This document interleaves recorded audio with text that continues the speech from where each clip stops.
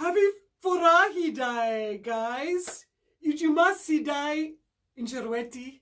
So happy Friday, friends. Joyce Tannian here, live from Newark, Delaware. I'm the founder and director of Water is Life, and it's good to see you guys. So I'm just gotta wish you graduates happy graduation. I know it's that time. Everybody's graduating. I know people there was a big Facebook graduation day today. I want to recognize you. You made it. Welcome to the new life. It's going to be great. So having a great show for you guys today. And it's a great time to get comfortable. You might see me wearing some off-the-shoulder things. Today it's summer out there. It's a beautiful evening. You might want to get yourself a cold drink and share this program with your friends and love it. And let's get started.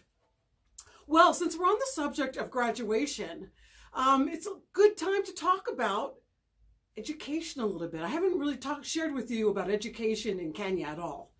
So here we are. We're in May. Things are wrapping up. Everybody's seeing the end of the light at the end of the tunnel. Well, guess what? Kenya has a completely different school calendar. Kids start going to school in January, and then they finish up in November. And throughout the school year, they actually have it's like trimesters. They've got a break between the first and second term. They've got it in April. They've got another break in August, and then they go back in September and finish in November. The other big thing is that they have big exams at the end of 8th grade and also at the end of 12th grade, which kind of define where they'll be going to school. Like when you finish 8th grade, how well you do on your exam defines where you're going to go to high school. And it's really important for people to get good marks too at the end of 12th grade, and that designates where they go on. I know there's been a big change in Kenya in this last year in the education system. If any Kenyans are out there, you might say, Joyce, get with it. But anyway, I know there have been some changes, and the school years have changed a little bit, but that's what I'm familiar with, and that's the way it's been for a while. And if somebody has more information, you guys can let us know. The other thing is, so for example, in the areas where we work, it's a rural area, so it's the countryside, and a lot of kids actually walk to school. So they walk from their home and they go to school. The other thing is that a lot of kids, when there's the opportunity, they like to go to boarding school. So even in the rural schools, which are not fancy schools, they like to go to boarding schools. And the reason for that is when you're living at school, you can spend more time on your studies. The only thing that makes that possible, though, is you have to have water at the school. So that brings us back to Water is Life Kenya, right? So right now we're doing a project at a school called Inwatot Primary School. I'm going to just show you a picture of that so you can kind of get an idea of what schools look like up there. So it's pretty typical. Can you see that? So kids running around. There's trees everywhere. They're outside. They're wearing uniforms. A lot of the classes don't have windows, you might see. And here's a picture of the kids. They were very excited to have visitors, playing around, having a good time. Those are some of our Engineers Without Borders. We're working together there on a clean water project. And one of the hopes there is that since they have enough clean water, they may be able to have a dormitory. As I was saying, when you stay at the school, then you can spend more time studying at night, especially. When you're staying at home, you might get pulled off of your studies to go and, go do chores, fetch firewood, help your mom with dinner and things like that. And especially because it's a very serious exam at the end of 8th grade. They need to put all their time and energy into that. The other thing that when clean water is at schools, it also enables kids to have lunch. So we all know how important it is to eat, have a good meal so that you can keep your brain fresh. Well, in schools where they don't have water, they also don't have lunch. So that was a problem that this school was having. And so when we were able to bring water, now they can have lunch more regularly. So the other important thing about having water connected with having a boarding facility there is that kids who are living there, they need to be able to wash their clothes. They need to be able to take showers and stuff like that. So you can't have boarding facility at a school without clean water close by. So we've done that for several other schools. We did a big well project in Ngongnarok. That clean water helped those kids perform much better in class.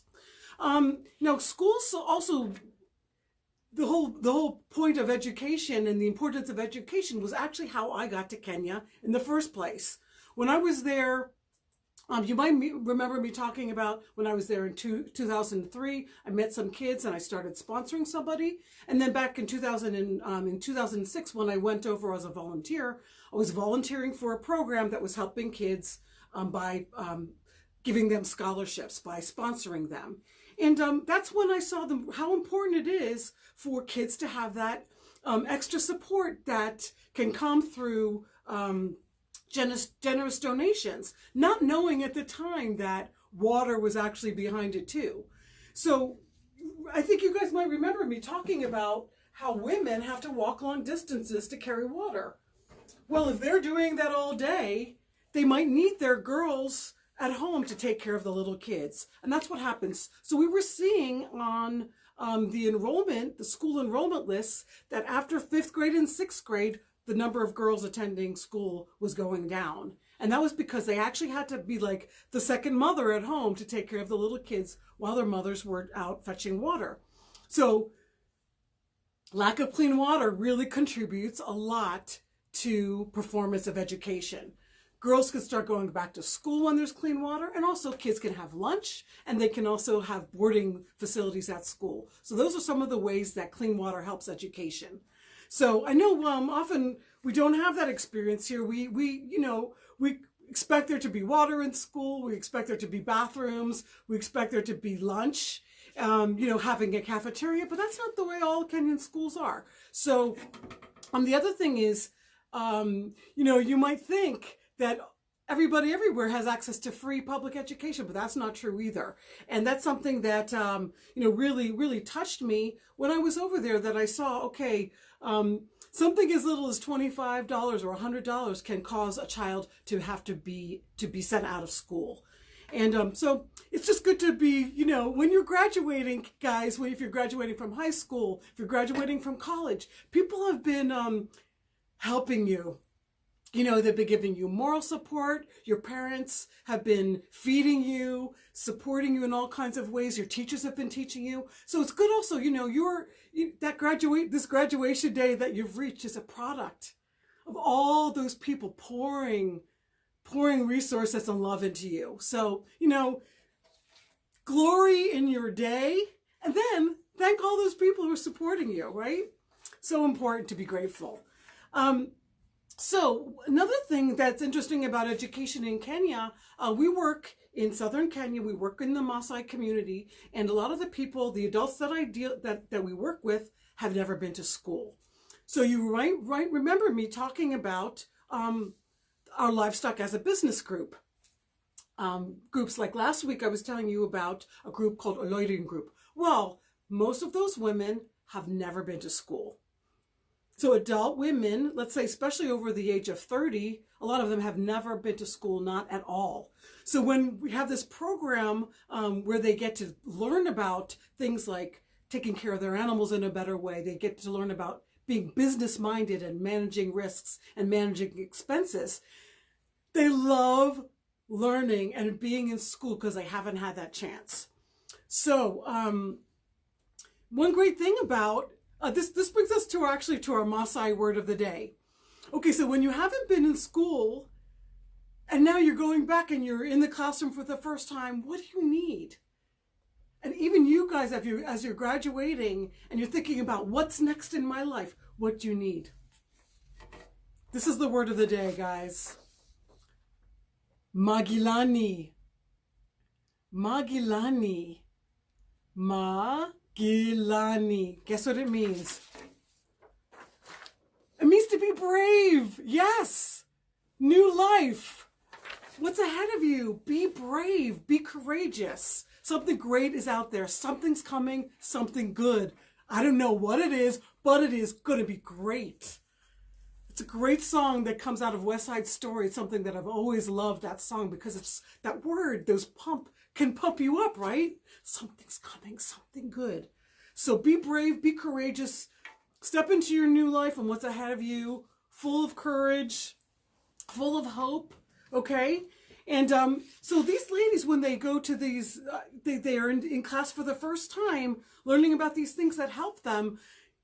They may be afraid to speak out, but then they get more comfortable. And sometimes also they're speaking in front of people who are maybe older than them, or maybe they're speaking in front of men. And sometimes in the culture, they're not always comfortable talking in front of people from the other sex, right? It's not something that they're used to. So what do they need? They need to be Magilani. They need to be brave. So, yeah, I'm going to give you some more updates. We're going to move on in our program a little bit. First, I've got some shout outs.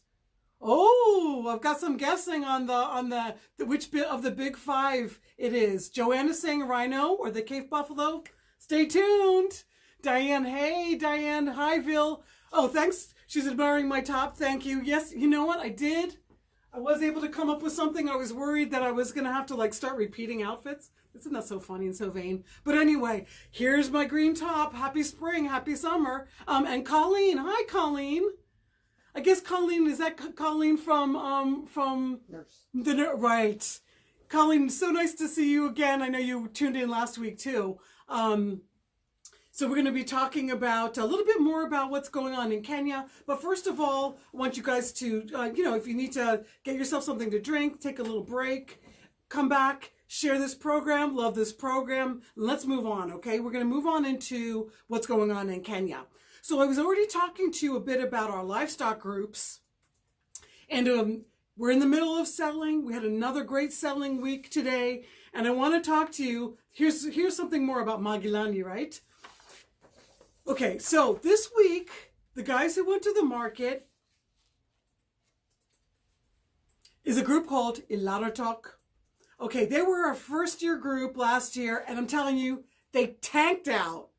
They didn't buy the right animals. It wasn't a good fattening season. They didn't have enough grass. They stayed small and skinny. They couldn't sell them. They didn't have a market. They felt so bad. This year, I don't know if you can see, happy, smiles, yes. They bought great cows. They fattened them. We were blessed with a great rainy season, enough grass. They sold them, all of them, they sold at $450 each. So they made a lot of profit. They're very happy. And guess what? The other thing that they did, which they learned in class, they learned how to control their expenses. So instead of using expenses to go to the market, they were able to find market at home. They did a great job. We're really proud of them. The other thing you might remember is me talking about last week's group, a loitering group, or the women's group, and I actually made a mistake when I told you that they're a third-year group. They're actually a fourth-year group. What does that mean? That means they're graduating. Yes, and they need to be Magilani. They need to be brave because they were saying, we're not ready to be on our own. But you know what? They can do it. They've learned a lot. They could be strong. They can be on their own. Plus, we also have the next thing after graduation is they actually feed into a livestock cooperative with the other graduating groups. So that's where they'll be learning more about becoming better business people and maybe use their buying power as a group to be able to buy livestock medicines for a cheaper price, or to get other inputs for their cows at a better price, and maybe also find a better market where they can sell larger numbers of animals at once. So we're really looking forward to seeing how Olordian does as they graduate. So let's, don't forget, let's pray for them and clap for them too as they get into this next stage. So let's just see. I had something else that I wanted to share with you about, but anyway, I'll come back to it. And so this is a great time for us to Joanne, you're right. Wildlife Corner, the rhino. Yes, an amazing, amazing animal. I specifically focused on the rhino today. I had a couple of options. I specifically focused on them today because it is actually Endangered Species Day, International Endangered Species Day. So it's not a happy topic, but it's a real topic. And they're critically endangered, the rhino. In Kenya, especially the black rhino, only has about 5,500 individuals left living. Not a happy statistic, but it's a fact. So I wanted to share this with you because I know a lot of animal lovers out there. And, you know, we've been charged to be stewards of these animals. So we really need to face up to it. And one of the things is when we learn more about them, then we appreciate them, right? Okay, so now our word of the day is also important here. So don't forget that word, right? Magilani. I'm looking for my Kiswahili word for rhino. So let's learn the Kiswahili word. Kifaru. Kifaru. Kifaru. And you know what rhinoceros means? It actually means horned nose.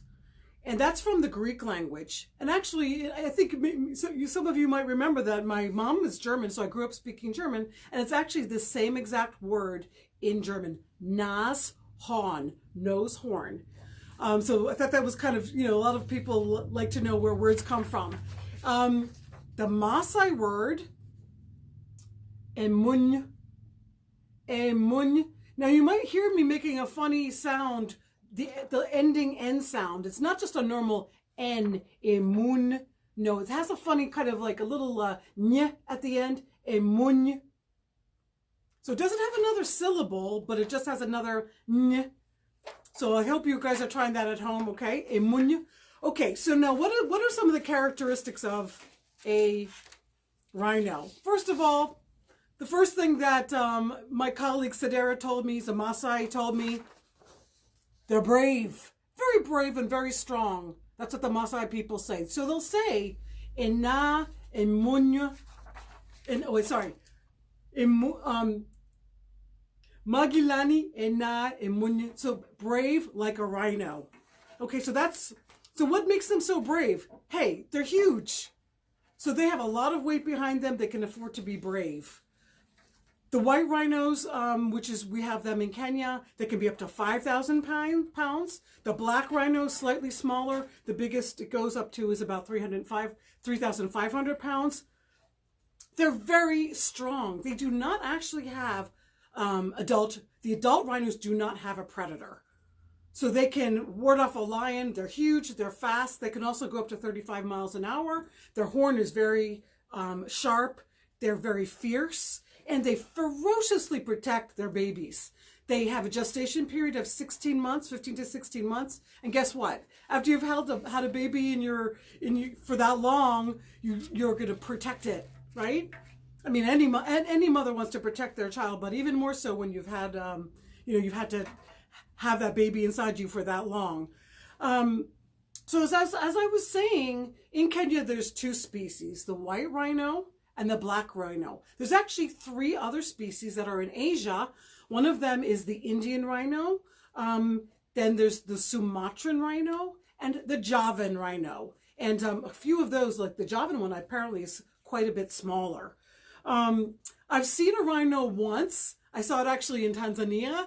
They are built like tanks. They've got tiny stubby, like short stubby legs. And then when they run, they kind of move like this because their legs are so short and strong. But they can get up to, as I was saying, up to 35 miles an hour. That's fast. You might look at them and say, wow, those creatures look like they've been on this planet for a long time. And they have. They actually originate from the mid-Miocene period. So they've been on this planet for about 15 million years, that species. So you're right, if they look, they kind of look related to some of the dinosaurs because they've been around for a long time. The other thing is, if you read about them, you'll find out actually they were woolly rhinos. So there's lots of ones that went extinct, different subspecies, different species and subspecies. But we do have 5 with us still. And so we really need to protect them, and let's be fascinated by what we learn so that we can, really preserve them. They're often shy. You don't see them. They don't come, out in the middle of a lot of other animals. They're often solitary. Sadera, who is our driver in Kenya, and he's a, Maasai warrior. He's been around lots of wild animals. He's also a tour guide, so he takes people on to see animals in the Maasai Mara a lot. He's saying they have very tiny eyes, so they have poor eyesight, but very good hearing. They can fight, when they're protecting their animals, their calves. So they don't have, as I was saying, they don't have animal predators, but they do have human predators. So humans have poached a lot of them. And the reason why people like to kill them is because they just want that horn. In certain Asian cultures, they actually grind up the horn and use it as a medicine. They think it has some medicinal qualities. But to me, I can't imagine anything sadder than seeing that huge and beautiful animal killed for just the tiny horn. Just doesn't make sense. So anyway, I think that, we really need to work hard together to conserve our beautiful animals. And I know that, all of you animals lovers out there are with me on this. And so let's just remember what are the qualities of rhinos, of kifaru. They're very magilani, very brave. They're willing to face up to predators to be able to protect their young. And I think that's a very admirable quality. So this is a great time, actually. Guess what we're going to do, guys? We're going to have a quiz. Are you ready? Okay, so we're going to do a little review. So let's just see. I'm going to not test you too much, but we have I want you to try to remember 3 words, okay? So can anybody, and reply in the comments, can anybody remember the Maasai word for love? Okay, think. The Maasai word for love. So should I give you the answer already? Okay. Jog the memory. Inyora. Who got it right? Clap for yourselves. Okay, let's go on ahead. So the other one was, we learned another word a couple weeks ago. Can anybody remember the word for smart? Smart, as in intelligent. Smart. Okay, I'm going to give it away now. Ngen. Did anybody get it? Okay, this one now, I've got one for you. This is. I know you guys are going to get this, because this is going to be a little bit easier. So let's do the Swahili word for lion. Lion King, guys. Oops. I don't want to give you too many clues. I know you're going to get it. Then, for the bonus word is the Maasai word for lion. Anybody remember that? Who's going to be Magilani enough to put their words up there? Even if you don't get it right, just give it a shot. Magilani. Go for it. Okay, well, that wraps up our wildlife corner. Oh, but wait, I have another interesting fact. I was asking Sadera about, anything more in Maasai about rhinos. He was saying that actually outside of Nairobi, right outside of Nairobi, there's a very famous livestock market. It's a very crowded area now. The current name for it is Dagoretti. Guess what it used to be called? It used to be called Njoro Emunyu, the spring of rhinos. So that means that used to be a watering point for rhinos. So right near where Nairobi is today. So I thought that was very interesting, since it's such a congested city area now, but it used to be full of rhinos. So that just shows you that human-wildlife interaction has been going on for a long time. So anyway, that's the end of my wildlife corner today. I know you guys have been wanting to hear about updates about Water Walk and Turn the Water On for Also One, but shout outs. Oh, Heather, Deirdre, Dave, and Ruth. Hi, guys. Ijuma Sidai and Chirweti. Hello, friends. Happy Friday. Good to see you all. And if it's Ruth out there, that she would say, Happy Furahi Day. So in Kenya, they also say furahi is happiness. And so they'll say, because it sounds so much like Friday, they sometimes say it together. Happy Furahi Day. So glad you guys all tuned in. So one of the things I wanted to do was give you an update about our water walk / turn the water on for also on fundraising. Okay, guys, are you sitting? Our current total is $27,111. Isn't that great? Yes, we had a very generous donor give us a serious boost there, and some other people sending in, your generous donations, 50, some hundreds in there. So thank you so much. I'm hoping that this is our last week, and at least let's try to get to 30 this week, okay? I think let's turn the water on for Osawan. Remember how important clean water is? It gives women back their time. It gives people their health. People need it more than ever now to protect themselves up against the coronavirus. Remember washing their hands? One of the things, it's still, the coronavirus is very much getting a good foothold, unfortunately, in Kenya. They have some problems with people coming over from Tanzania. You might think the border has a big wall or some kind of a fence, but no, it's like basically somebody just coming from a neighboring state like we have here in the U.S., right? They're just coming over. The border is very porous. People have not been controlling it very much in Tanzania, so people have a lot of exposure in Kenya, unfortunately. And some of the cases in our working area, actually, those cases came from Tanzania, and they know that.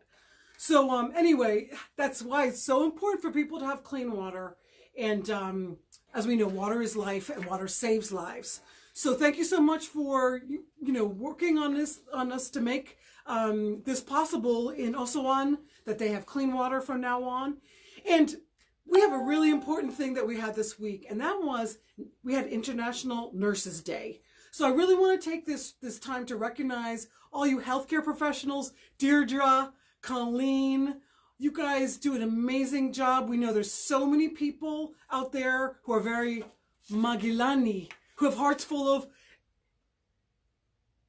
Inyora, who have hearts full of love. They're taking care of people. They're there on the front lines. They're putting themselves in danger. Maybe they haven't seen their families. So thank you so much for pouring your love and your life out for people who have COVID-19 right now. We know this is a marathon. This is a quadruple marathon for you guys. So we hope that you guys get a chance to recharge your batteries, sip, so that you can pour yourselves out to other people. Take a chance to take this time to, maybe sit under the clouds and just look at the beautiful, creation that has been given to us. Leaves, flowers. Recharge your batteries. We really hope you get this chance. So thank you again so much, you public safety people, you people working in shops, so that we can stay safe at home. Thank you so much for tuning in. Again, my name is Joyce Tannian. I'm the founder and director of Water is Life Kenya. I've got, Kathleen, hey, that's my cousin out there. So nice to see you guys again. We just thank you so much for tuning in. I want to thank our board of directors. I want to thank our staff and our volunteers, both here and in Kenya. We can't do this without you. Lots of love to you all, and wishing you a great weekend. Thank you so much. Good night. Inkuwari Esidai. Good night.